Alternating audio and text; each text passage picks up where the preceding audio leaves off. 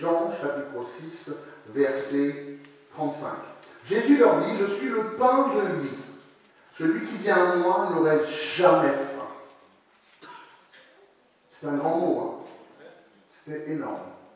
C'est énorme comme phrase. Jésus leur dit, verset 35, je suis le pain de vie. Et celui qui vient à moi, à Jésus, n'aura jamais faim. Et celui qui croit en moi n'aura jamais soif. Qui de temps en temps sent qu'il a soif ou faim? Okay? Bon, on sait ce que c'est que d'avoir faim. On sait ce que c'est que d'avoir faim, mais qu'on arrive à la maison, on va manger plus tard, c'est bien, hein? C'est un autre faim. Parce qu'il y a des gens qui ont faim, mais qui ne savent pas comment ils vont manger. C'est un deuxième type de faim. Il y en a qui ont faim, mais qui n'ont pas le moral pour manger. Ça aussi, c'est encore un autre faim. Il y en a qui ont faim et n'ont rien à manger. Je vais commencer par cela. Soif, c'est pareil. Qu'elles aient soif. Et tu sais que bientôt tu vas boire. Et plus tu t'approches du frigidaire où il y a de la boire, plus c'est bon. Et quand tu commences, ça commence à... Et tu fais...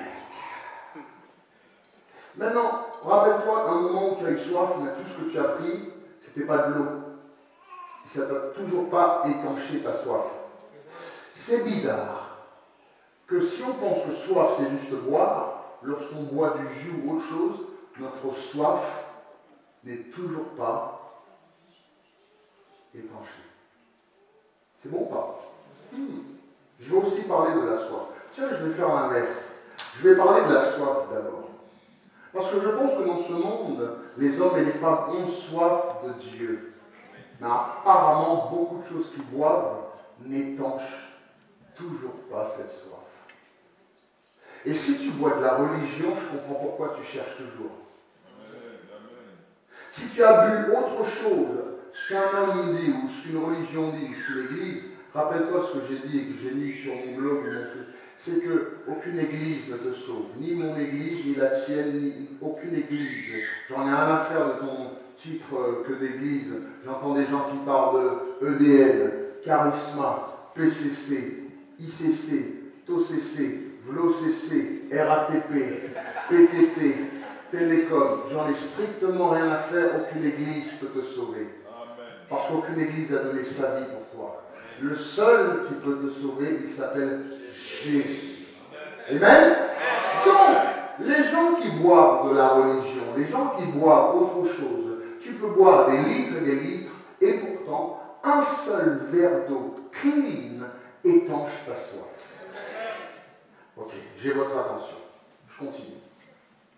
Verset 36, on y arrive. Mais, je vous l'ai dit, vous m'avez vu, et vous ne croyez pas. C'est-à-dire que vous avez des yeux pour voir, mais vous ne croyez toujours pas. Verset 37, c'est ce verset-là qui est important pour moi. Tous ceux que le Père me donne viendront à moi, et je ne mettrai pas dehors celui qui vient à moi.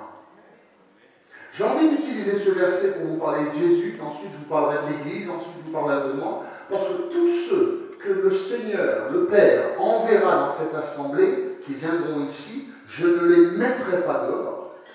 Parce que c'est Dieu qui les a ramenés ici. Comme disait notre sœur Paul, n'est-ce pas? Tous ceux qui viennent à Jésus-Christ, nous ne pouvons pas les mettre dehors. Maintenant, j'aimerais vous parler du cœur de Dieu. Je pense que ces mots-là, j'ai envie de vous dire que ces phrases-là, ces mots-là que j'ai écrits, j'ai envie de vous dire, viennent du cœur de Dieu, qui sont tombés dans les oreilles du berger, parce que le berger, vous vous trouvez dans le cœur du berger. Et j'intercède pour vous. Je prie pour vous. Dieu ne vous a pas sauvé comme un homme qui plonge dans une rivière pour sauver un animal qui est tombé. Ne pensez pas que le fait que vous avez été sauvé, que c'est quelque chose qui s'est fait une seule fois. Trop de gens pensent qu'ils sont sauvés parce qu'un jour ils ont pris leur baptême. Un jour ils sont venus à l'église. Non, non, non, non, non. Dieu ne t'a pas sauvé d'une noyade et t'avoir mis sur la berge et ensuite t'a laissé. C'est l'inverse. Le Seigneur est comme un guide qui marche à tes côtés parce que tu marches au bord d'un cliff, un ravin. Et c'est une marche de tous les jours qu'il te dit là où tu poses les pieds ou là où il ne faut pas. C'est pour ça qu'à n'importe quel moment de notre vie, lorsque nous omettons d'écouter Dieu, nous glissons et nous tombons. Ça va? Continue. Tu as pensé, tu as cru qu'une fois que tu es venu à Christ, c'était bon. C'est l'inverse. Une fois que tu es venu à Christ, c'était là que commençait une longue marche étroite sur la voie qui mène au salut. La voie qui mène à la perdition, ma grande, est énorme. Cette voie-là est énorme. Ne me dis pas que ton église est énorme. Ne me dis pas que ta foi ou ta religion, que des multitudes prient Allahu Akbar à genoux. Ne me parle pas de grandeur. Parle-moi plutôt de force, de puissance et de salut. Combien d'âmes Christ sauve à travers ta vie? L'évangélisation, c'est la façon que Dieu utilise à travers toi pour toucher, transformer la vie des gens. Dieu aime ce peuple et ce monde. Et son amour restera toujours intact malgré leurs conditions. Toi et moi, nous ne sommes pas là pour dénoncer ou accuser personne. Mais nous sommes là pour attirer le monde à lui. Comme j'aime dire, et nous avons vu ce spectacle le vendredi encore aujourd'hui, je disais que même si vous êtes là, et trop souvent, nous avons des yeux et des oreilles, ou des vues, ou des personnes critiques. Oh, vous parlez tout le temps, vous parlez du pasteur, faites attention, hein. Oh là là, c'est Jésus et Jésus seul. Mais j'aimerais que tu puisses me démontrer où tu as vu Jésus, hormis dans la vie d'un bien-aimé. Amen. Religieuse que tu es. Et si tu ne peux pas voir Dieu dans la vie d'un serviteur, d'un berger, c'est peut-être parce que justement, soit il n'est pas là, ou tu n'as pas cette relation de comprendre. Dieu va t'utiliser toi ou moi. Aujourd'hui, ça sera fou de penser que tout homme, tout va bien, qu'on n'a pas besoin de berger ou de ceci, cela, et pourtant vous êtes assis, nous avons exactement la même Bible, les mêmes écritures, le même nombre de livres dans la Bible, et pourtant, je la comprends mieux que toi. Et pourtant, Dieu me parle. Et pourtant, tu n'arrives toujours pas à l'appliquer. Et pourtant, tu restes borné à penser que Dieu parle à tout le monde et puis on n'a pas besoin de berger. Amen. Ne viens pas me dire, fais attention. Fais attention, tu sais. C'est Jésus premièrement. Si ta vie n'est pas en règle. Dieu est là pour nous utiliser, toi et moi. De la même façon, je suis sur un podium, je suis là. Prenons un exemple, si j'étais un stand-up comédie. Bien sûr qu'on éteint la lumière et que je peux parler, tu entends ma voix, exactement comme tu peux entendre la voix de Dieu qui te parle. Mais si la lumière s'éteint et que l'intermittent du spectacle qui dirige cette lumière m'a oublié dans un coin parce qu'il veut faire ce qu'il veut, il connaît déjà le speech, il sait, oh, c'est toujours lui, la lumière est toujours sur lui. Ah, pasteur. Je suis désolé de te dire en fait, en quelque sorte, que je ne le vois pas ainsi. Je vois qu'on est une équipe ensemble. Une phrase que je peux dire et que toi tu vas relayer, ou que tu vas dire, ou que tu vas prêcher, c'est dans la Bible, c'est pareil. Je ne peux pas rentrer dans ton monde. Je n'arriverai jamais à rentrer dans les tribunaux comme notre maître, bien-aimé maître Jean-Richard peut rentrer dans les tribunaux. Dans l'éducation nationale, je ne pourrai pas rentrer. Dans les fonctions publiques, je ne peux pas. Par contre, si j'arriverai à rentrer à travers vous, amen. Et c'est à vous de mener les paroles du Seigneur. C'est à vous de comprendre que vos réseaux sociaux et vos ceci, cela doivent être utilisés pour témoigner de Dieu et parler de Dieu. Amen. Tu as un énorme groupe d'amis, tu as plein d'amis pour parler quoi? Mon orteil droit me fait mal. Qui peut témoigner? Déconne, s'il vous plaît. Coucou. Eh bien, il n'y a personne pour mon doigt de pied. Des amis. Je trouve. On dirait que ces gars-là sont sur le réseau et ils racontent leur vie, c'est un psychologue. Ils viennent, quand ils restent derrière, le monde est malade et le monde pense que ce sont les autres. Puisque tu es derrière ton ordi, que tu peux balancer ta vie. Non. Pourquoi tu ne vas pas vers qui peut t'aider? Et si Dieu t'a donné, t'a permis d'avoir 200, 400, 500, 600, 1000, je souhaite que certains ont même 10 000 amis. Oh, et bien quand tu dis hein, que Dieu vous bénisse, c'est à 10 000 personnes que tu le dis. En fait, ton église est plus grande que la mienne.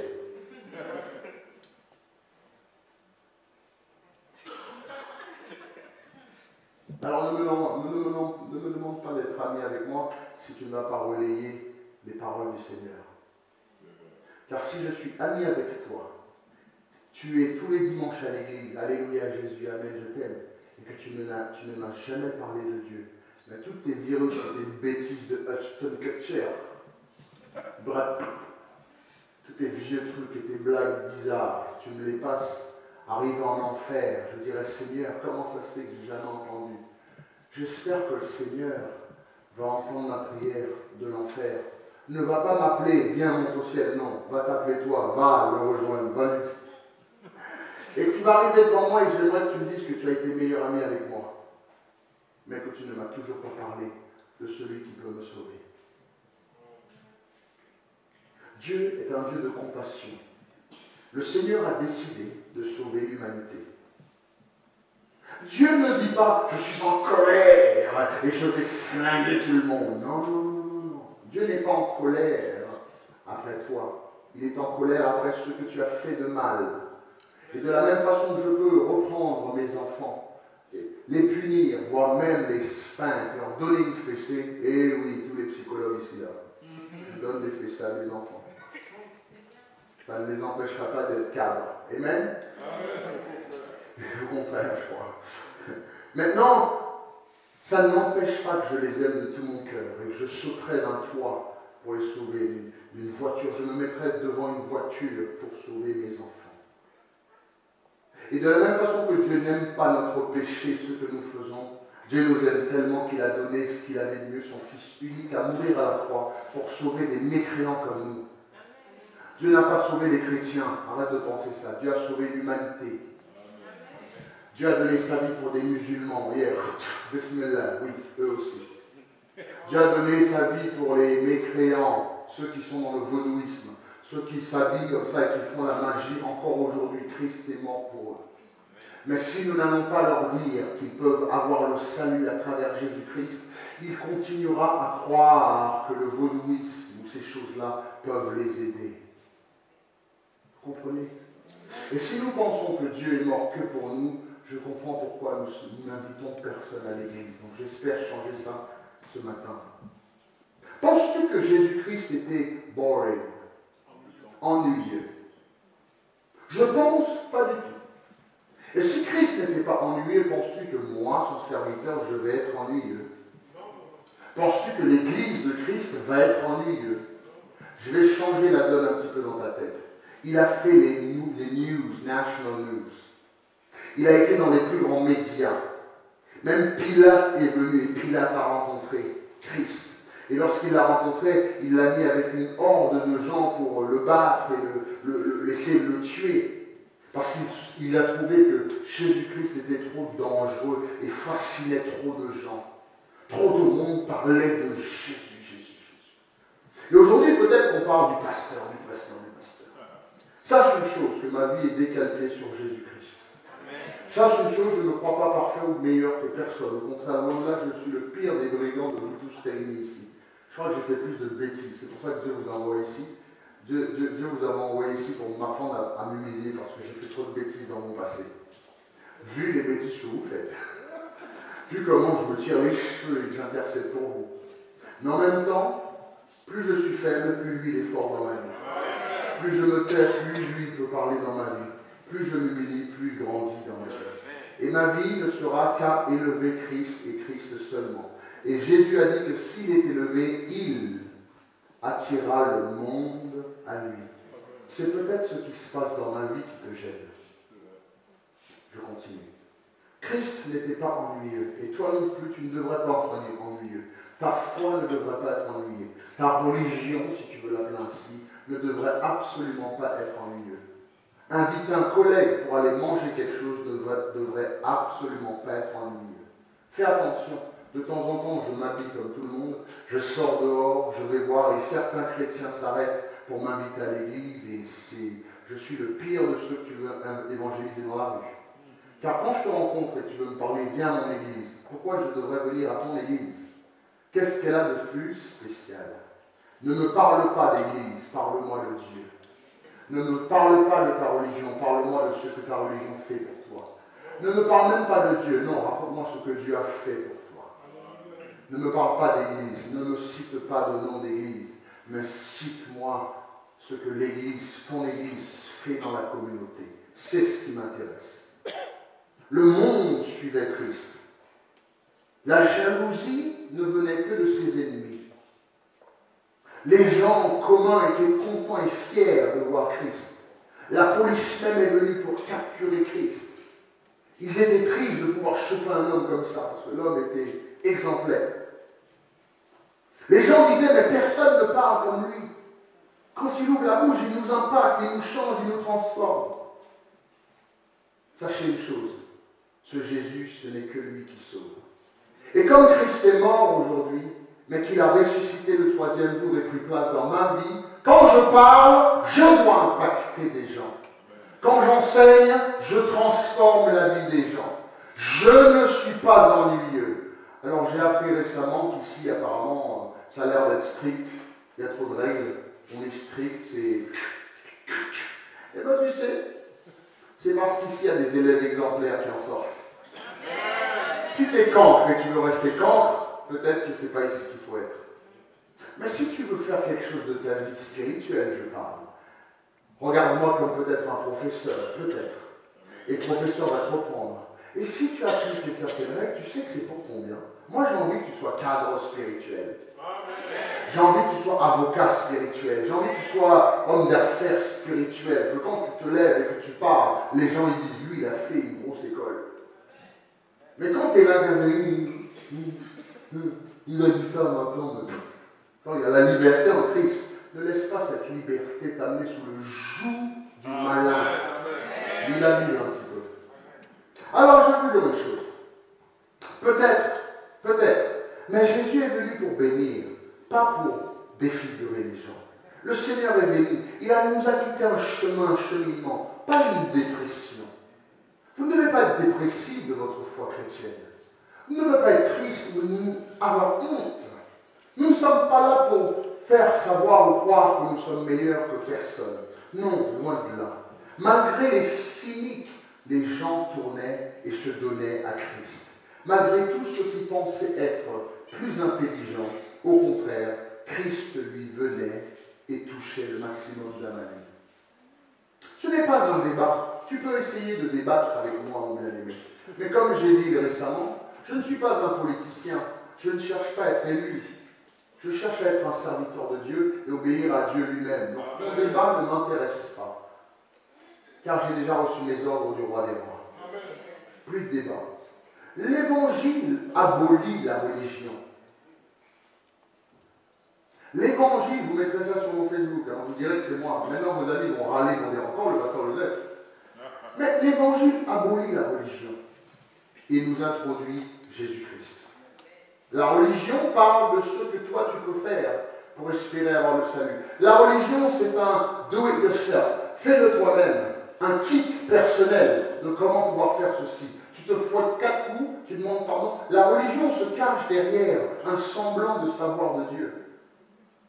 L'Évangile nous parle d'une relation intime et personnelle avec le roi des rois. La religion peut te faire boire quelque chose, mais tu auras toujours soif. Et boire Christ, tu n'auras plus jamais soif. J'arrive à ma prédication. Je peux l'introduction encore? Il me reste encore quelques minutes. L'Évangile est là pour nous introduire Jésus-Christ et le Fils de Dieu. Non pas pour nous donner des règles et des lois. Toi, tu cherches à travers la religion comment contourner la religion, contourner les règles de ta religion. Tu cherches comment pouvoir faire une bêtise, ne pas demander pardon, trouver une excuse de pourquoi, ben c'est difficile. Avec la religion, tu te dis, oui, mais c'est dur, je travaille dur. Avec la religion, tu te dis, oui, mais il comprend, ainsi de suite. Et pourtant, avec la relation que tu as avec Dieu, tu dis, non, c'est pas bien, il faut vraiment que je fasse l'effort. Parce qu'en fait, quand on place ta religion versus, sur le même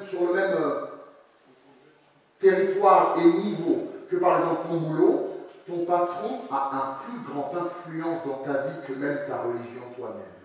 Car s'il te dit viens travailler, tu viens travailler, tu lâches le dimanche pour aller travailler. S'il te dit fais ceci, monte dans les comptes, fais cela, tu obéis pour 1250 € par mois. Et pourtant ton salut vaut combien? Tu penses sincèrement que ton salut vaut 1250 € par mois? Je veux même augmenter un petit peu plus. Tu touches 1900 € par mois. C'est 1900 € qui fait qu'aujourd'hui tu es vilaine et vilain et intenable et orgueilleux ou orgueilleuse. Eh bien, je pense que tu te caches derrière ta religion pour ça. Le monde connaît des conquérants qui ont envahi des pays, qui ont tué leurs ennemis, qui ont dévasté tout le territoire. Des gens sont rentrés en tant que conquérants. Je vois la Martinique, la Guadeloupe. Ils ont tué les Arawaks, les natifs de la population. Ils ont forcé les gens à s'appeler ainsi, ainsi, ainsi. Mais personne n'a jamais pris un voyage lointain pour arriver dans une ville, risquer leur vie par amour pour cette nation. Pour les sauver, pour les guérir, pour les bénir, pour les retirer du péché. Quelqu'un qui n'était pas de cette nation, quelqu'un qui n'était pas né là, quelqu'un qui ne connaît pas, qui n'est pas du tout. Et bien c'est Jésus-Christ qui a fait ce chemin. Et il a accepté de prendre naissance dans le monde afin de pouvoir sauver le maximum à lui. Il a accepté de porter des couches. Il a accepté d'être enfant, de se faire reprendre, prendre une fessée pour nous sauver. C'est sur lui que j'ai décalqué ma vie et j'accepte de quitter mon pays et mon chez-moi et tout mon confort de chez moi, de mon pays, pour venir souffrir et recevoir autant d'insultes d'ici. Je l'accepte. Je l'accepte parce que c'est ce que Christ a fait. Et s'ils l'ont fait à notre maître, qui sommes-nous serviteurs pour penser qu'on sera mieux traité que notre maître? Donc, je continue à persévérer. Vous savez, je tiens à vous dire une chose, que l'Église, et toute Église, c'est pour les païens. Je vais répéter, je vais chambouler tous les religieux ici. Une Église, l'Église est là, c'est pour les païens. Donc soyez pas surpris lorsque vous allez rencontrer un païen dans l'église.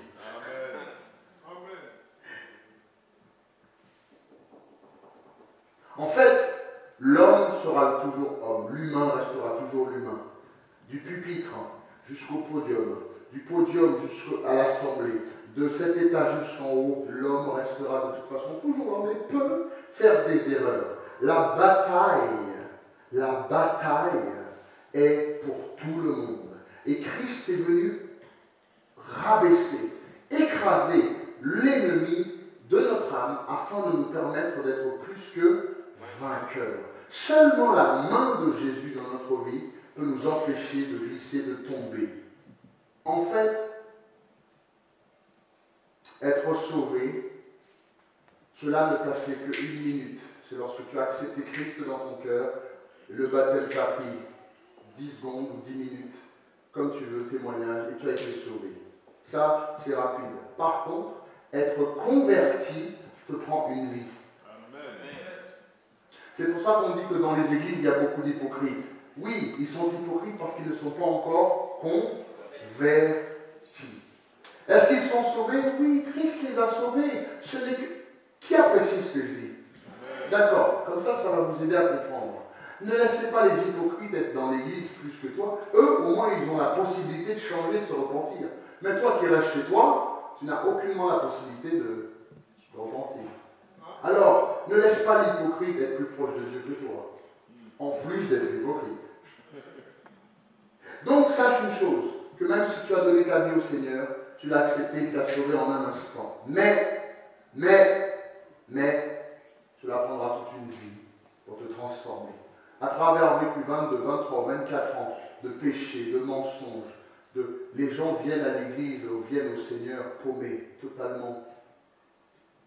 La vie que vous trimballez, les casseroles que vous trimballez dans votre passé, si vous me voyez, vous vous dites, mais le pasteur, il est patient. C'est parce que je sais ce que c'est que de trimballer autant de casseroles.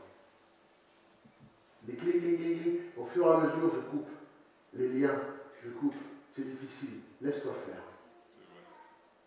Le Seigneur est patient. Il a été patient avec ma vie, avec moi-même, avec qui je suis aujourd'hui. Et je suis content que Christ regarde ma vie et qu'il dit qu'il est content de moi. Donc parce que j'ai souffert, parce que j'ai traversé ces choses-là, je peux vous regarder avec patience en disant, je serai patient aussi. Ne laissez pas cette opportunité. Je parle à tous ceux qui ne sont pas encore baptisés. Christophe, parle à tous ceux que tu connais. Jean, parle à tous ceux que tu connais. Jean-Richard, maître, parle à tous ceux que tu connais. Il y a un baptême le 25, ici. Ça, mars. Parlez au maximum, s'il vous plaît. On les ramène qu'ils se baptisent. Des frères, des sœurs, des cousines, des cousins, qui viennent au moins se baptiser. Au moins leur nom sera inscrit dans le livre de vie.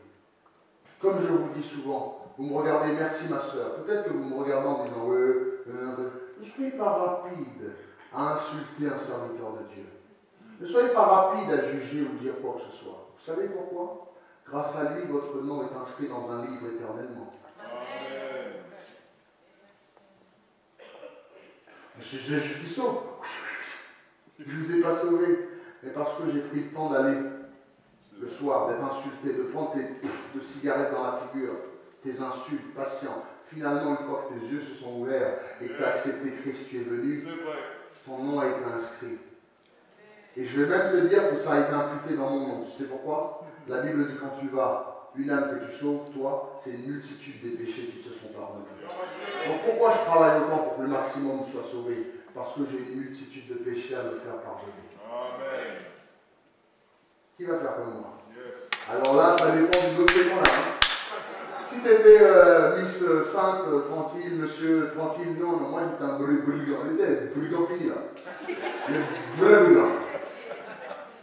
Moi je passais dans la rue, plus tu étais balèze, plus ça me plaisait de challenge. Alors je me rappelle, on rentrait dans les boîtes de nuit, tout. Toi, si tu venais avec ta copine là-dedans, c'était fini, m'a dit. Moi, je l'étais. La fille, hey, il me drague. Oh, qu'est-ce que tu parles à ma copine? Mais c'est ça même que j'ai. Why? Je vais te raconter une bagarre. Il n'y a pas longtemps, il y a un frère, avant qu'il soit chrétien. Je ne vais pas dire c'est qui. Je vais protéger mon frère. Je ne vais pas dire c'est qui. Okay? Et il marche comme ça et pendant qu'il arrive, il marche comme ça, il y a quelqu'un qui vient et qui essaie de l'agresser. Et bagarre. Et puis après, il tombe par terre et il se roule comme ça par terre. Et il réussit à prendre le dessus sur la personne. Il n'était pas encore chrétien. Et pendant qu'il est assis comme ça, le frère est au-dessus et il commence à taper. Non, c'est pas un frère, il n'était pas frère à l'époque. Il tape.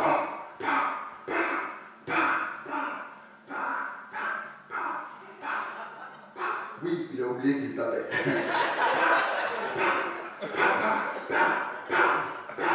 Et tout le monde autour, il dit, hé mon gars, on arrête. Toi, si tu vas prendre ça. Et puis le gars qui tapait, il est parti, il a fait, hé mon gars, tu vas me tuer. Hé mon gars, arrête, tu vas me tuer. Il dit, oui, il a oublié.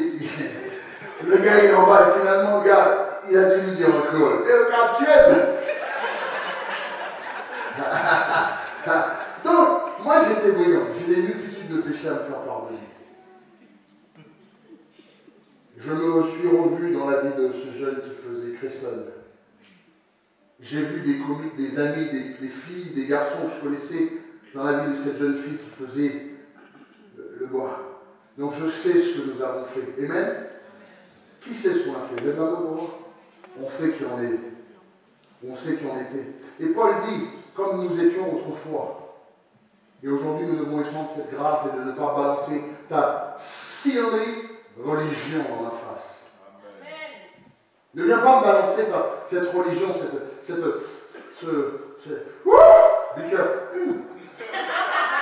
Non, pas de religion. Parle-moi de ta relation avec Dieu. Mais malgré tout, Dieu nous demande que nos vies changent. Aujourd'hui, tu ne peux pas être chrétien et utiliser ta religion pour vivre avec quelqu'un que tu n'es pas marié avec. Il y a des gens qui sont chrétiens, qui osent pouvoir parler, témoigner de la grandeur de Dieu, mais continuent à vivre dans le péché constamment et espérer dire qu'ils sont sauvés. Écoute-moi bien, mon frère, ma soeur, ce que tu as, ce n'est qu'une religion. Et j'espère que ta religion pèsera dans la balance le jour où tu seras devant Dieu. Car ce n'est que seulement ceux qui traversent par la porte Jésus-Christ qui iront au ciel. Aucune religion ne te permet d'aller au ciel. Ça sera insulter Dieu. Ce n'est pas parce que tu viens et que tu as chanté. Non, non, non, en rentrant chez toi, en retournant dans ton monde. Que fais-tu? Il y en a, ça fait 5, 10, 15, 20 ans qu'ils sont chrétiens, mais malgré tout, leur vie n'est pas en règle. L'évangile, comparé à la religion. Si l'Église, c'est pour les païens, ne sois pas surpris d'en trouver un ou deux ici. L'Église, c'est pour des humains qui ont fauté. L'Église, c'est un lieu qui a besoin d'hommes et de femmes et d'être hospitalisés à long terme. Il y a des nurses, il y a des infirmières ici.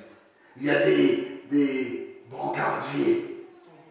C'est-à-dire que des brancardiers, Eric c'est un brancardier, il te met à la sortie s'il faut. Il y a des aides-soignants, il y a des gens qui sont là, disponibles. Et nous appliquons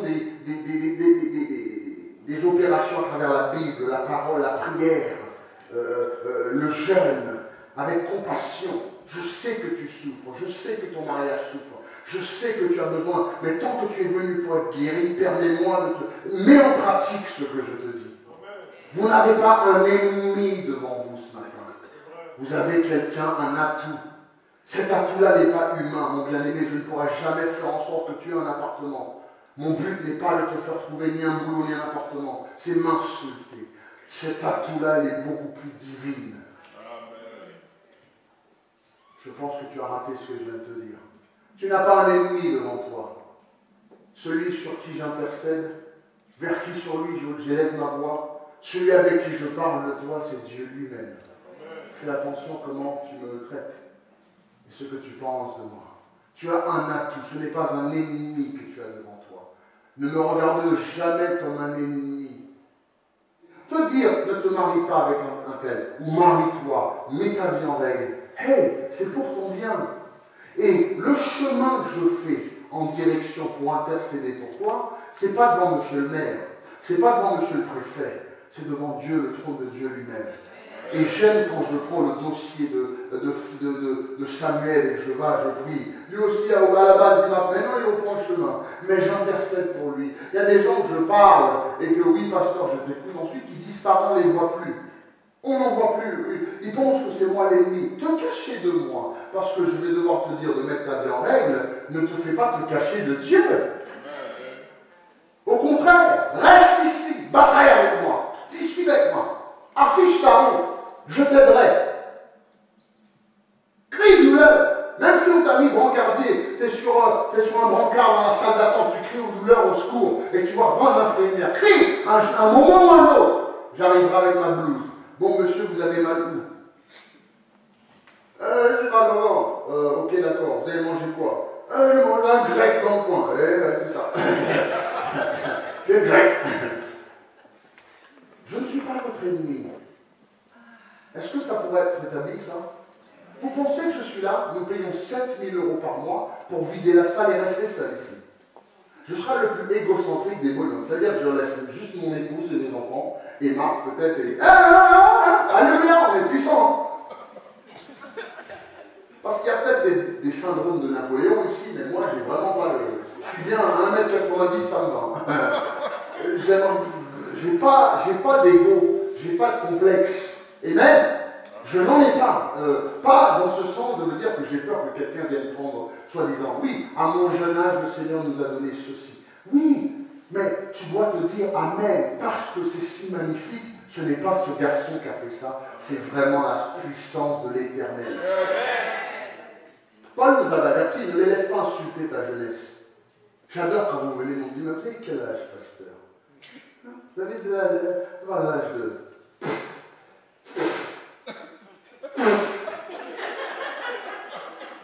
Et quand tu penses que tu es plus vieille, plus vieux que moi, peut-être, certes, amen. De la même façon que la dernière fois, j'étais dans une conférence, il y a des athées. Des athées sont venus. Et je suis en train d'enseigner, et puis il y a quelqu'un qui fait « Oui, je voudrais simplement vous dire que, bon, l'étude, voilà, la religion, la manie, on connaît. Hein. Les études ont été faites que finalement, les Égyptiens qui ont traversé la mer Rouge, oui, il y a un morceau d'un endroit vers la mer Rouge où l'eau est très bas et puis les gens peuvent passer à pied. Qui a déjà entendu ça? Voilà, très bien. Donc c'est un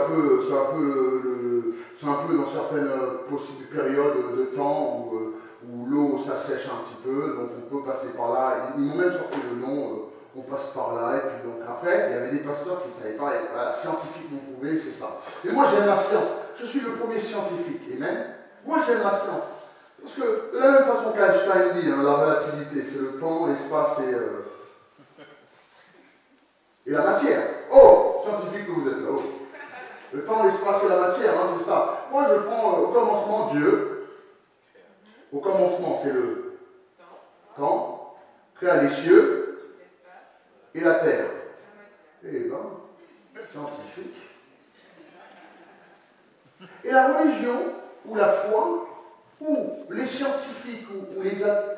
Écoutez, ne laissez pas un athée venir vous ébranler de qui Dieu est. Amen. Votre prof, ou votre copain, ou je sais pas, ou celle qui vous coiffe, qui vous fait votre tissage, là. Elle est en train de vous coudre des cheveux sur la tête. Arrête.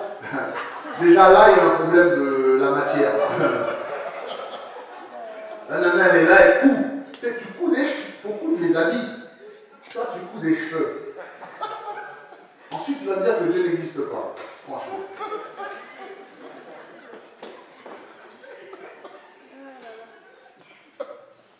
Donc, oui, votre religion, tout ça, c'est connu, on connaît la solution, c'est fini, c'est terminé, nanana. Bref, la religion, fantastique. Je lui dis, moi, je peux lever la main, je peux parler, pasteur, en des yeux, bien sûr, dans la conférence. Je dis, moi, je crois que c'est vrai. Hein. Moi, je crois tout à fait, absolument, certainement et vraiment que l'eau avait baissé et qu'on peut marcher par là. Et bien alors pourquoi tu parles? Tu dis, mais d'autant plus la puissance de Dieu, puisque tous les pharaons et les Égyptiens se sont noyés en 15 cm d'eau.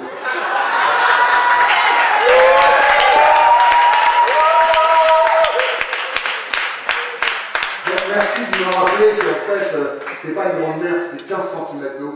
Et j'imagine Pharaon. Au secours! Aidez-nous! Avec les chevaux. Ah! Et nous verrons lequel est plus bête et idiot entre toi et moi. Ok? On continue. L'Église est là, c'est pour pouvoir permettre à ceux qui ont besoin d'aide de venir. Ne viens pas dire soi-disant que ceci, cela. Quand tu fais ta bêtise et que tu es dans un coin, vous savez, ici c'est très simple. Ici, c'est une église remplie d'amour. Amen. Et dès qu'il y a quelqu'un qui a fait une bêtise, ça se voit tout de suite. Qui le sait que t'as honte tout de suite? Alors arrêtez de trouver des excuses et de venir de dire que le pasteur il exagère, parce qu'il n'y a pas longtemps j'ai entendu soi-disant que le pasteur il a un sale caractère, cette personne qui dit qu'il a un caractère ainsi de suite. On fait face à ça parce que vous, comme vous n'avez aucune discipline de votre vie, ce n'est pas un caractère. Le caractère, je vais t'expliquer ce que c'est qu'un caractère. Un cheval qui court. Le cheval qui vole. Comment on appelle ça? Les crinières. Le cheval qui. Et puis quand ça court, le narine. Ça, tu dis, le cheval il a du caractère. Tu vois ce que je veux dire? Mais si à chaque 4 pattes, il trébuche, tu dis, il a du caractère, mais il a un défaut. C'est bon? Comment vous assimilez du caractère avec des défauts? Et j'adore les gens qui disent, oui, mais moi je suis comme ça, de toute façon c'est mon caractère, je sais qu'il ne plaît pas à tout le monde. Non, mon ami, c'est pas un caractère, c'est un défaut. Là, tu parles beaucoup. La langue, là, c'est pas un truc de caractère. Non, mais je suis comme ça. Moi, je suis corse. Je parle fort, c'est comme ça. Hein. Non, c'est pas comme ça. Parce que tu ne parles pas comme ça à ton patron, menteur et menteuse que tu es. Tu n'oses pas le nom comme ça avec la police qui vient de mettre un PV. Je veux te voir dire, hein? Oui, j'ai pas mon permis. Et alors? Ah bon, et alors? Où là, mon coco? Ça ne va pas se passer comme ça. Outrage,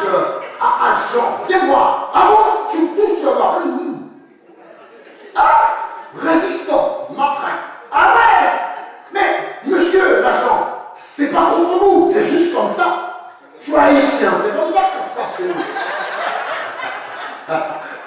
Mais je suis pas loupé, hein, c'est comme ça, j'ai le coffre gros. Bon Dieu, bonsoir. Ces gars-là, ils te parlent, ils sont méchants ou méprisants et ils osent dire c'est leur caractère qui est comme ça. Arrête de jouer ça, s'il te plaît. Je pense que c'est une façade et que tu sais comment être tranquille. Les églises, nous avons besoin. Laissez ces jeunes venir, s'il vous plaît. Laissez ces jeunes. Ne les traitez pas de voyous, de ceci, cela. Si chez eux, leurs parents, voyous, j'adore les sœurs. Les sœurs, je vous bénis. Parce que le dimanche matin, vous prenez votre Bible. C'était décidé, c'est le Seigneur. C'était décidé.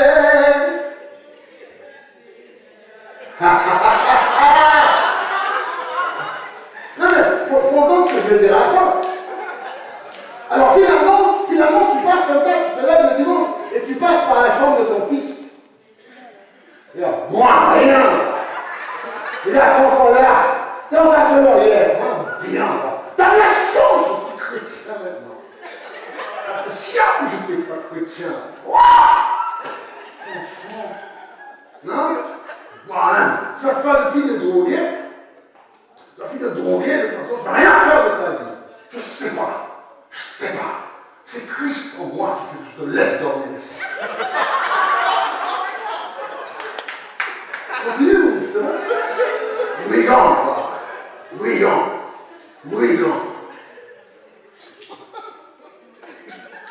Et tu claques la porte. Clac! C'était décidé, c'est le Seigneur.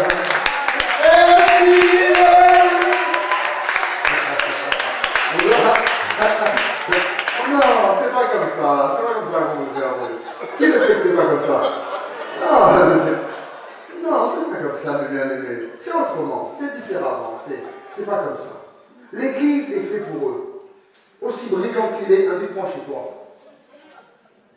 Invite les jeunes, Eric est là, nous sommes là pour aller voir ces jeunes, aller chez eux, ton petit frère, ta petite soeur, ton cousin, ton oncle, tout ce que tu veux, qui ne veulent pas, invite-nous, nous voulons visiter ce mari si méchant que tu as, trouve une solution. Fais une grillade, c'est toi, invite. Dis chérie, je suis désolé, c'est mon tour de faire la grillade annuelle. Hein, je te donnerai une feuille officielle pour faire une grillade annuelle chez toi. Je vais mettre le saut de tampon, comme ça t'achètes quelques petits pots la tasse. Quelques merguez. N'oublie pas l'hamburger. Pour 7 personnes, chiffre 7, c'est bien 7, non? 7 personnes. Et puis tu nous invites, tu dis chérie, écoute, je suis désolé Doudou. Doudou en moins, je suis désolé. Là, il faut que je fasse, c'est les sœurs qu'on se rencontre, patati. Mais on envoie une équipe de sœurs chez toi. Tu vois? Et puis ensuite que là, il reste à dire, ah moi je ne suis pas là. Mais tu dis, écoute, ce sera bien, c'est familial. S'il te plaît. Doudou en moins. Voilà. Il dit, oui, mais ok. Pas de problème. Nous on arrive, on débarque. Et quand on va arriver, dès qu'on sonne dans la porte, on va rentrer comme ça. J'étais décidé. On va rentrer là, mais on va lui parler, on va lui montrer l'amour de Dieu. On va peut-être jouer au ping-pong avec lui, on va faire du sport, du foot. On verra on parle de ce qu'il aime. Et... Mais tant que tu le caches, tu caches ta vie. Il y a des gens ici, je ne sais même pas le nom de leur épouse. C'est aussi scandaleux que c'est. Je n'ai même pas le nom de leurs enfants, leurs fils. C'est après que j'apprends qu'ils ont 4, 5, 6 fils. Ou 4, 5, 6 enfants. J'en vois un à l'église ou 2, mais tout le reste, on ne sait pas. J'ai des enfants, pris pour moi. C'est quoi leur nom? Ils ne nous ont pas dit. Comme si on allait investiguer. On n'en a rien à faire. On allait amener leur nom devant le trône de Dieu. Amen. Donc c'est dommage pour toi. Je suis ton allié. Je suis là pour toi. Jean, excusez-moi, a mis sa main autour de Pierre. Malgré que Pierre a fini de mentir, de renier Christ, lorsque Pierre est revenu voir Jean, la Bible nous parle qu'il a mis la main autour de lui. Pierre est devenu, ça l'a impacté. Vous vous étonnez pourquoi je pardonne si vite? C'est parce que je pense que aussi rapidement que Christ a pardonné Pierre, c'est aussi rapidement que je dois pardonner. Amen. Je ne suis pas meilleur que vous, j'ai peut-être blessé dans le passé, donc maintenant ou peut-être plus tard, et j'aurai besoin de la même grâce que j'étends aux autres.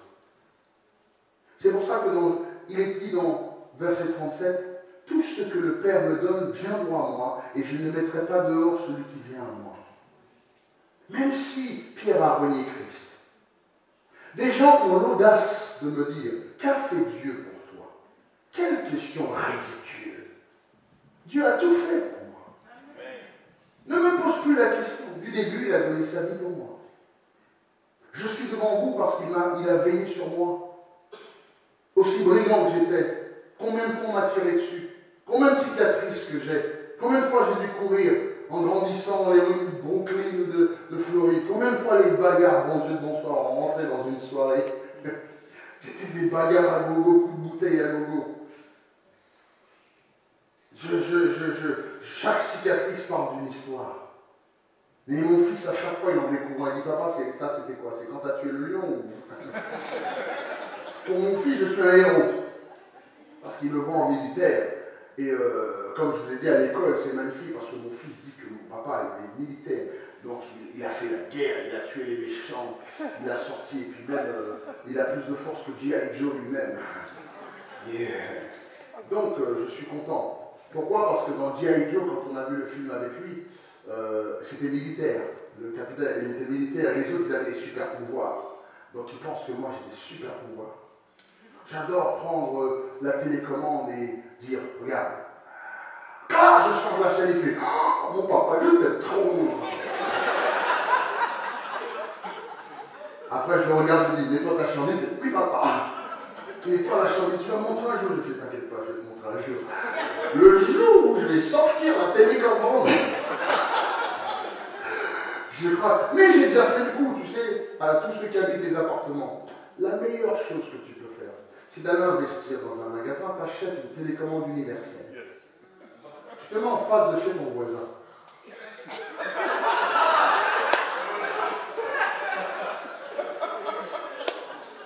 Tu mets les piles et tu regardes le voisin. Comme ça, tu enregistres. C'est pas moi qui l'ai assis. Attends, mais chérie. Et tu parles avec tu t'attends quand il y a des vraies marches et tu changes, tu t'amuses. Tu verras que très bientôt la télé va être mise en bas de l'immeuble, et toi tu vas récupérer ça. C'est une blague, faites pas ça. Dites pas que le pasteur il a dit faire ça. C'est une blague, ok? Bon, je faisais ça avant, quand je m'amusais à changer les chaînes des autres. Mais, je vais finir. Dieu a... non, je finis. Je veux plus de blague, plus rien, je finis. Dieu a tout fait dans ma vie. Et je pense que, j'espère que vous le saurez aussi, que Dieu a tout fait dans votre vie. Dieu, le Seigneur, a écrit un contrat. Ce contrat, c'était un contrat de rédemption pour le dénommer Leslie Joseph. Il a pris ce stylo. Il n'y avait pas d'encre dedans, non. Il l'a trempé dans son propre sang. Il a signé libre. J'ai été...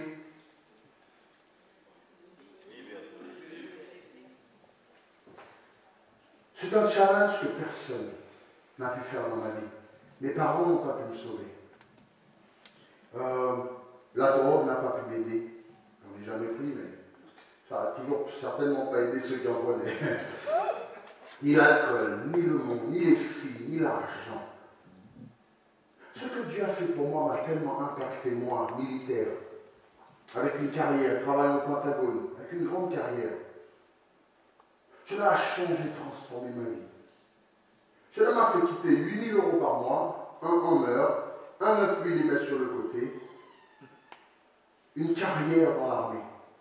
Cela m'a poussé à abandonner tout ça pour servir Christ et laisser des petits 18, 17, 15, 22 ans m'insulter. C'est énorme. Mais de la même façon que Christ a quitté son trône de gloire pour être insulté ici, je pense que ça vaut le coup. Je n'ai quitté aucune gloire. J'ai cru. Vous savez, impliquez-moi dans votre famille, dans vos vies. Je prierai pour eux. Je n'ai pas besoin de votre argent. Je n'ai rien besoin. J'ai envie de connaître ton fils, tes enfants, leur parler, prier pour eux. Trouvez pourquoi ils ne viennent pas à l'église. Apparemment, ce n'est pas ta religion qui les emmène à l'église. Apparemment, il y a un souci, c'est même pas ta foi qui peut les amener. Alors permets-moi de prier avec eux, de savoir ce qui pourra les aider. Fais-moi rencontrer tes frères et sœurs, ta famille. Fais-moi rencontrer ceux que tu aimes. Car si tu les aimes réellement, faisons ensemble ce qu'il faut pour qu'ils soient sauvés. Vous savez, ce que Christ a fait sur la croix, ce n'est pas un élément à dire c'est bien comme ça, amen, alléluia. Ne laisse pas les gens insulter cet acte si magnifique qu'est la croix. La croix, c'est ce qui détermine que je suis sauvé. Je respecterai toujours cette croix. Les musulmans peut-être respectent les turbans ou Mohamed ou ce qu'on veut, mais non. Moi, je respecte cette croix. Christ se tient à la porte de ton cœur et frappe. Et si tu le laisses rentrer, ta vie sera impactée comme la mienne a été impactée. Ne dis pas que la religion c'est pour les faibles. Je veux voir celui qui vient qui me dit ça. Déjà, je te tabasse, je te fais l'imposition des mains pour te montrer que c'est pas pour les faibles. Ensuite, je prie pour ta guérison pour te démontrer que Dieu peut guérir en même temps.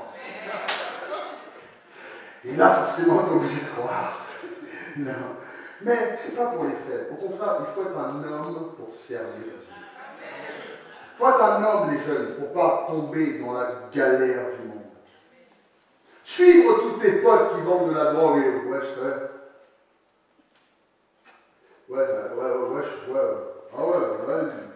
vas-y. Ça, c'est rien, ça. Tout le monde peut le faire dans la cité. Au contraire, la cité n'a rien d'extraordinaire. Mais de braver tout ça, de descendre pour aller à l'église avec une Bible dans la main quand ils voient, ça, c'est balèze. Ça, c'est extraordinaire. Quand tu sors, ne te mets pas ermite, va boire un verre avec eux, va parler à tes amis, ainsi de suite. Mais est-ce que tu peux ne pas boire de l'alcool et prendre un bon verre de coca et faire... Parce que traîner dans la cité, vendre, mentir, tromper, téléphoner, tricher, nanani, bonne chance, tout le monde peut le faire. Et à la rigueur, même moi je le faisais, toi tu étais encore dans tes couches. Donc de venir d'espérer, de penser que tu es ceci, ça c'est rien, ça. Oh là là, mon ami, franchement, c'est toi qui portes mes affaires de chez moi, Brooklyn, New York. Tu me vois moi porter Paris sur mes affaires là. C'est toi qui as des choses, Miami, New York, yeah, what's up, yo, 50 Cent.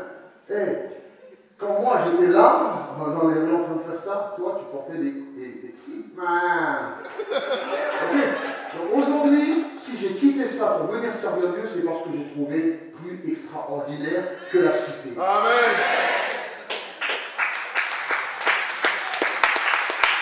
J'ai trouvé plus extraordinaire. Non. Ta vie, ton caractère, ta personnalité ne se résume pas, les jeunes filles, à mettre un pantalon serré pour qu'on voit ton derrière. Si ta vie, si ton caractère, si toute ta personne, tout ce que tu as traversé dans la vie se résume à ton pantalon serré, waouh. Là, vraiment, tu n'as pas de caractère. Il faut changer ton nom et t'appeler Madame Fesse ou Madame Derrière. Parce que si tu réponds quand on fait si tu réponds à ça, c'est que tu n'as rien compris à la vie. Amen. Tu n'as rien compris à la vie. Mes filles, votre caractère ne se résume pas du tout à ça. Et malheureusement, dans le monde, c'est vrai, on t'a appris à ça. Plus c'est serré, plus c'est... Tu mets... Je les vois sur Facebook. Les gars, c'est Facebook. C'est tous des stars, c'est tous des top modèles. Dans la baignoire, la cuvette à l'ouvert. Dans les miroirs, vous prenez vos photos, il y a la cuvette des toilettes à l'ouvert. Vous êtes tous des stars. Arrêtez, s'il vous plaît, arrêtez. Mes filles, nous sommes plus que ça. Amen. Tu vaux plus que ça. J'aime quand quelqu'un passe et qu'on voit la splendeur de... Et par contre, je vais parler de ça aussi. Vous savez, Dieu ne nous a pas appelés à être moches. Non, c'est vrai. C'est vrai. Non mais... Le monde a besoin de comprendre une chose, c'est que Christ est mort pour eux. L'Éternel a inventé la joie. Amen. Pas Hollywood. L'Éternel a inventé la faculté de rire. Pas les comédiens et des comiques et ton Jamel Debbouze. Viens pas me parler de lui d'ailleurs. L'Éternel nous a donné la couleur, la beauté, et ainsi de suite. Être sauvé ne veut pas dire se mettre dans un coin et devenir une nonne, une bonne sœur. Non, je bénis toutes celles et ceux qui viennent et qui sont magnifiques pour le Seigneur. Au contraire, magnifique ne veut pas dire vulgaire. Si tu vas à l'église et c'est monotone, et pendant la prédication, tu bailles, il y a un souci. Car aimer Dieu, c'est avec passion. Si tu sors avec une jeune fille, tu fais la cour à une fille, et qu'elle te parle, et tu fais... elle te dit, non, non, continue. Je ne crois pas qu'elle te rappelle pour un autre rendez-vous. Amen. Hello. Donc Christ qui nous aime. La joie du Seigneur, c'est notre... C'est ce que Néhémie, chapitre 8, 10 nous dit. Donc Dieu n'a pas créé l'humain pour être triste ou pour être du bois de chauffage pour les flammes de l'enfer. Chaque fois que je mets du bois de chauffage dans ma maison, je réfléchis à ça. Nous ne sommes pas destinés à aller et raviver la flamme de l'enfer. Non, non, non. Il nous a créés pour lui. C'est pour ça que Christ est venu racheter ceux qui étaient perdus. La peur vient de ce que l'homme voit. La foi vient de ce que Dieu voit en nous. Et nous devons commencer à regarder là, tout ce qu'il y a autour de nous avec les yeux de la foi, donc les yeux de Dieu. La foi nous mène à agir. Amen, et à prendre action, et faire l'action. Caleb, Josué, tout ça, nous le savons. 12 sont partis, je crois qu'il y en a 10 qui sont partis, 10 de trop. Moïse en a envoyé que 2, les 2 sont venus pour dire Amen, on y va. Aujourd'hui à l'église, je ne sais pas combien on est beaucoup plus que ça, mais je me demande qui sont des hommes et des femmes de foi et qui les autres sont en trop. Je veux voir les Josué et les Caleb, ceux qui vont m'écouter et pas flinguer leur vie comme ça. Ensuite jouer comme si tout se passait bien et que nickel chrome. C'est sympa et ainsi de suite. Dieu veut voir des hommes et des femmes qui affrontent leurs bêtises et leurs erreurs. Oui, j'ai pas écouté, oui, j'ai fait, oui, j'ai pas. Le Seigneur, aujourd'hui, tout peut changer. Sans foi, personne ne peut servir Dieu. Sans la foi, nous avons peur et nous ne pourrons jamais affronter ce qui nous arrive dans la vie. La foi, c'est ce qui fait que nous sommes vainqueurs avant même la bataille.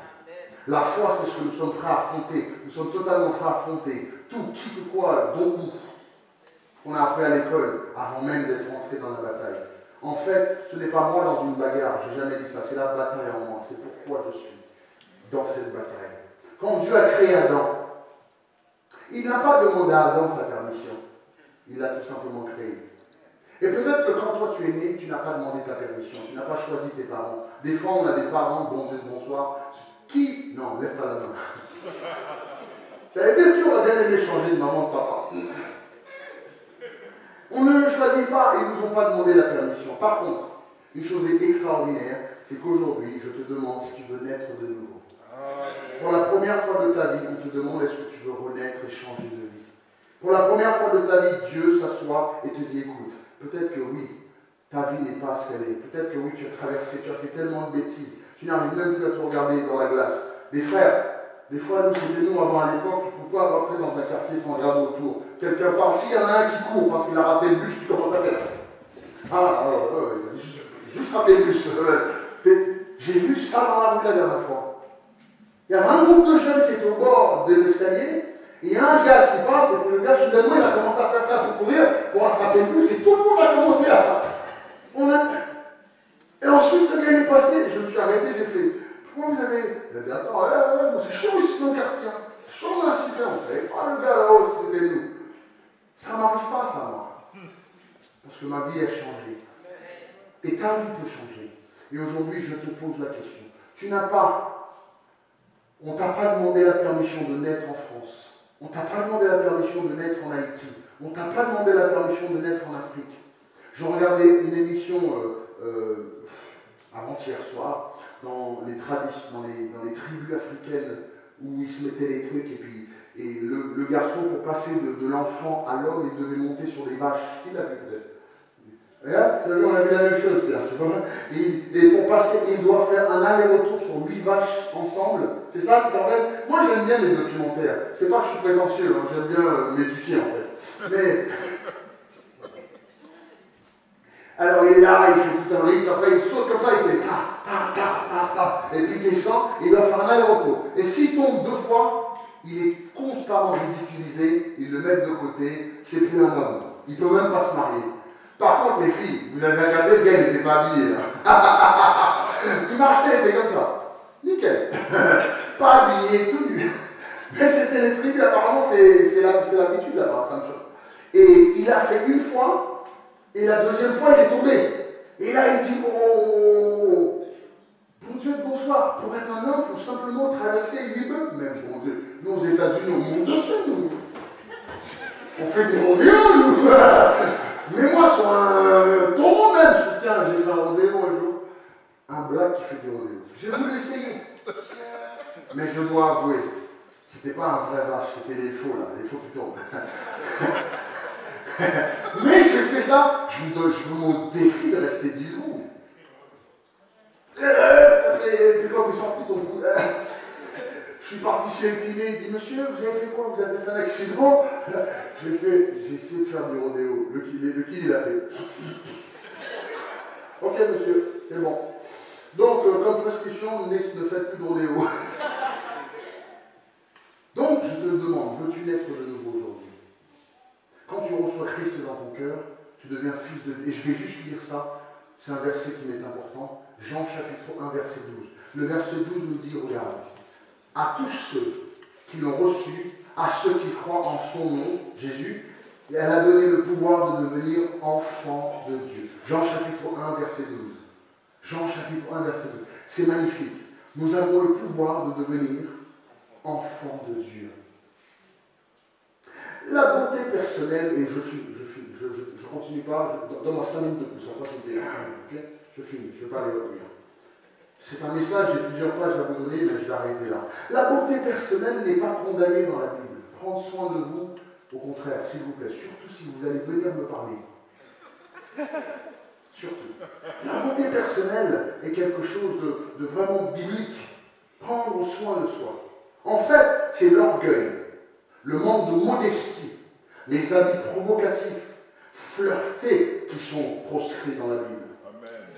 Mais pas la beauté personnelle, pas prendre soin de soi. Mais bien aimé, des fois tu viens me parler, Seigneur, tu sais que ça existe des bonbons, des bonbons, des chewing-gums, déodorants. Je me demande ce matin qui s'est brossé les dents. Et si vous riez, c'est pas tout le monde qui se brosse les dents le matin, malheureusement. Et j'ai dû avoir une jour, j'avais une petite carie, je suis parti voir une dentiste, et comme je te dis, j'arrive, je suis assis, et la dame a dit, bon, maintenant nous allons voir. Et j'ai vu les dents qui étaient comme ça. Du dentiste, j'ai flippé, j'ai dit, mais attends, si elle ne peut pas régler les siennes, je pense sincèrement qu'elle va pouvoir faire quelque chose pour moi. Sinon, j'ai jamais été retourné la voir, la dame. Si tu ne peux pas t'asseoir dans ta propre chaise, ou demander aux collègues de régler tes dents, arrête toi. Non mais je suis peut-être bizarre, mais je suis comme ça, je suis désolé. Viens pas me parler de Dieu quand Dieu n'a rien fait pour toi. Amen. Viens pas me dire comment tu es extraordinaire quand toi-même tu vis dans n'importe quoi. Amen. Hello. Dieu fait que les hommes et les femmes sont magnifiques. Et je tiens à dire une chose, c'est que tout le monde est aussi magnifique et plus magnifique que tu ne le crois. Certains pensent, et on traverse une situation en ce moment, on pense que c'est l'extérieur qui vaut le coup seulement. Si ta personnalité se résume à un pantalon 22 quand tu fais du 48.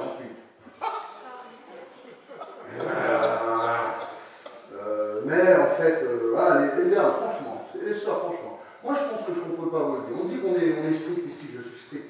Moi je pense une chose qui est certaine, c'est qu'il t'a 6 jours pour mettre ton mini-jupe et ton pantalon serré. Quand il faut... Hey, si tu déboutonnes ton bouton et qu'il y a une trace là, ça te fait mal, c'est trop petit. Ça va ou pas? Si quand tu vas sortir ton pantalon, tu ne peux pas le sortir comme ça, il faut le faire à l'envers et puis pour que ça passe ton pied, c'est trop petit. Si tous les semaines tu dois recoudre les... c'est trop petit. Et je pense que tu peux mettre tout ça, toute la semaine si tu veux, bon Dieu de bonsoir, mais le dimanche, dans la maison du Seigneur. Qui va vouloir regarder tes formes? C'est une bénédiction, les formes. Amen. Je peux te garantir que des sœurs qui voient d'autres avec des formes disent: de toute façon, elle n'est pas si belle, c'est ça, hein? C'est elle qui va les formes, hein? N'importe quoi. C'est vrai qu'elle est belle. Et alors?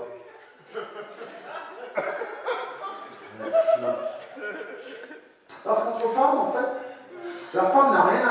La femme, c'est... Si les femmes étaient présidentes, que les femmes étaient présidentes, le monde ne se parlerait pas. C'est pourquoi? Parce qu'au G20, une présidente a vu le même mot que l'autre présidente, et ces pays-là sont en guerre. De toute façon, oui, mais c'est bien, mais bon, de toute façon... ouais, mais ça ne va pas trop, enfin. Elle ne sait même pas marcher avec ses formes. Non, non, Dieu bénit, chacun amène. Nous ne sommes pas là pour assurer et dire que non, tes formes, c'est pas bien, et qu'on est une nonne. Ah oui, c'est une nonne? Une nonne, bonne sœur, mets le col roulé de ta tête aux pieds, rase tes cheveux, mets pas de maquillage. Non, non, non. À l'église nation, c'est l'inverse. Fais-toi joli. Prends soin de toi. Mets-toi des couleurs. Chaque maison a besoin de faire une façade, un ravalement de façade. Fais ça. Non, mais c'est une blague. C'est une blague. C'est une blague. Tout ça pour dire que j'apprécie quand Mme Corée-Langevin, qui a son chapeau assorti avec... J'apprécie quand chacun se fait joli. Viens pas me dire soi-disant, mais dans la présence de Dieu. Non, Dieu a dit, mais même quand tu jeûnes, mon Dieu de bonsoir, mets du panto dans les cheveux.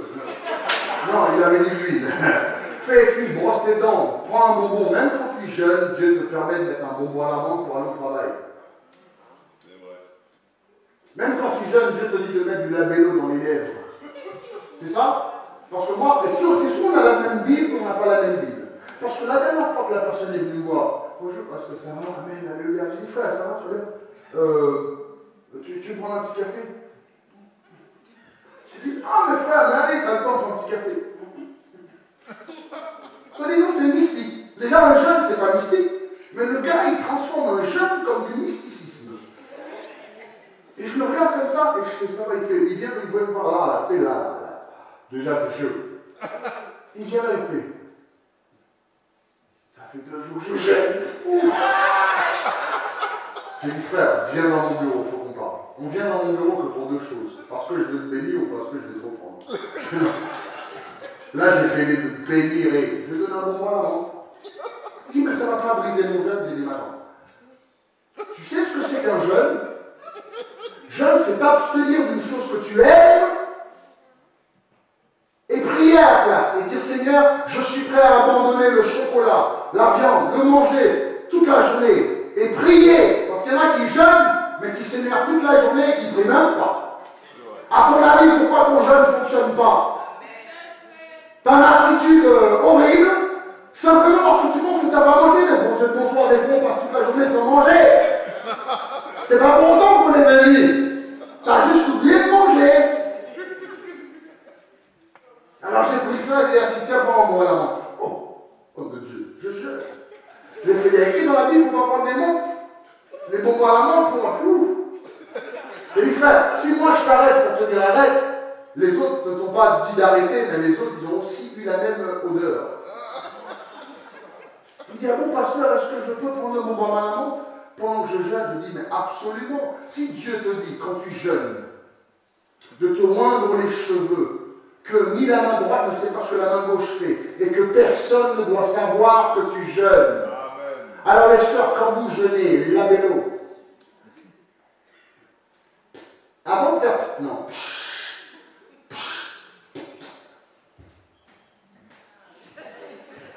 Alléluia, alléluia. Ça m'a sorti manger quand je suis dans un jeûne là, mon frère. J'ai mon Seigneur. C'est fini. C'est mieux que là de... Ça va mon frère, tout va bien? Je ne veux pas que je jeûne. On dirait que le jeûne c'est un fardeau pour toi. Mais si c'est un fardeau, Dieu te laisse dans ton fardeau. Car c'est un plaisir pour l'Éternel que tu dis je ne mange plus de viande. Tu sais que les Noirs, pour arrêter de manger du poulet, nous les Blacks, écoute-moi bien, écoute-moi bien. La Guadeloupe, est-ce qu'on est présent? La Martinique? Je peux te demander un truc, est-ce que tu peux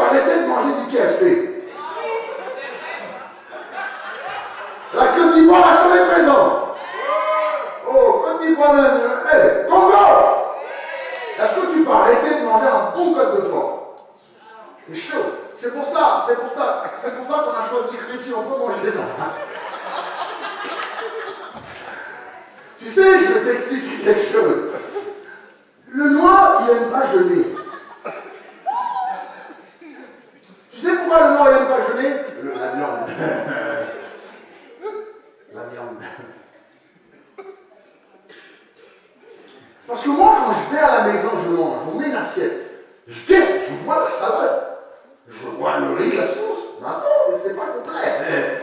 S'il n'y a pas de viande, il y a un problème. Mais non, chérie, il faut. Le chéri, il y a un problème, il y a incident diplomatique, il manque un élément. Je mangerais de la viande avec du pain. Et même, bien. Mais est-ce que tu mangerais du riz sans viande? Ou est-ce que tu mangerais, écoute, c'est pour ça, tu ne me verras moi jamais au restaurant commander des pâtes.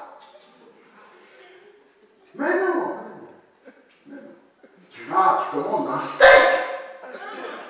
Qui t'a commandé le steak? Tu vois le steak à... Qui pendant que tu manges ta viande là? C'est tellement bon là. Mais tu vois qu'il n'y a pas assez pareil consistant pour le reste de riz qu'il y a. Tu peux pas vous te mettre peut-être si j'arrive. Qui quand tu manges à la fin, le dernier coup là, faut qu'il y ait un bout de viande là-dedans.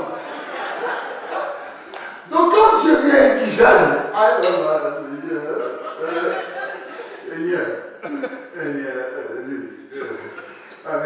Seigneur, c'est toi qui as parlé? C'est vraiment il faut que je jeûne, Seigneur?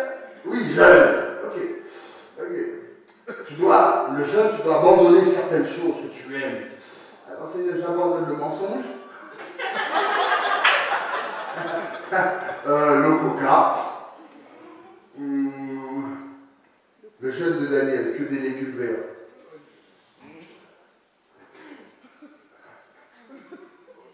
C'est chaud, hein? D'accord, on s'est compris. Dieu fait que les hommes et les femmes sont magnifiques. Et vous ne faites pas partie d'une secte ici où l'inverse de la ugliness. La laideur est prise et mise sur le devant de la scène. Non, au contraire. Dieu est magnifique. Dieu est beau, Dieu est magnifique. Tout ce que Dieu fait, c'est splendeur, c'est lumière, c'est beauté. Le Seigneur, sa robe est extraordinaire. Les anges sont là pour parler de la beauté, la splendeur de Dieu. Le soleil se lève, ainsi de suite, à la splendeur de Dieu. Dieu, tout ce qu'il fait, il est magnifique. Dieu ne fait rien de d'or, de mou, de sale, de ceci, cela. Si chez toi c'est crade, c'est que Dieu n'habite pas chez toi. Si Dieu est dans ta maison, chef de ton foyer, il faut que ça soit propre. Et je tiens à te dire une chose.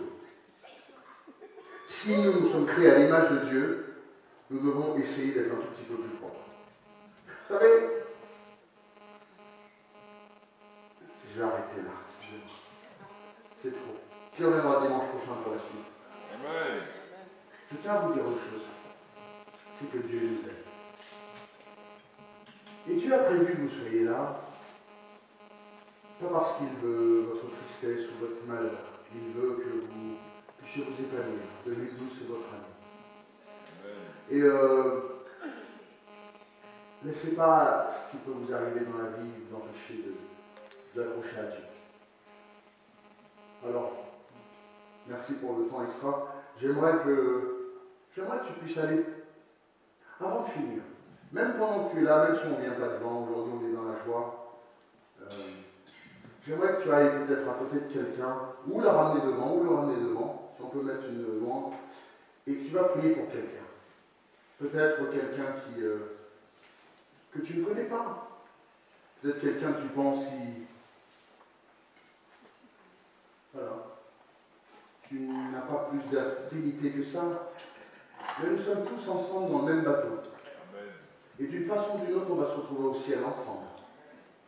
Et tout ce que Dieu, Christ a dit une chose, et le verset biblique qui me touche, c'est ceci. Tout ce que le Père me donne viendra à moi, et je ne mettrai aucun dehors. Donc, j'ai besoin que 2-3 personnes puissent aussi prier parce que le fils de Mme Marcelin a quand même été malade cette semaine. On a besoin de soutenir notre soeur et son fils, vraiment. Mais les jeunes, j'aimerais que vous puissiez peut-être aller voir quelqu'un, prier pour eux. Il y a des gens qui sont assis dans l'église qui regardent les autres qui disent elle est même pas, elle est même pas. Oh, on n'est pas dans le métro, oh, on n'est pas dans voilà, on est à l'église. Ok? Au contraire, je pense qu'il faut que tu puisses te soutenir et bénir l'un et l'autre. Alors je t'invite à aller prendre la main de quelqu'un, juste pour prier. Dis-lui, j'ai besoin qu'on prie ensemble. Dis, prions ensemble. Venons dans la présence de Dieu ensemble. Tu peux t'asseoir à côté de lui, tu peux te mettre debout à côté de lui, tu peux prier.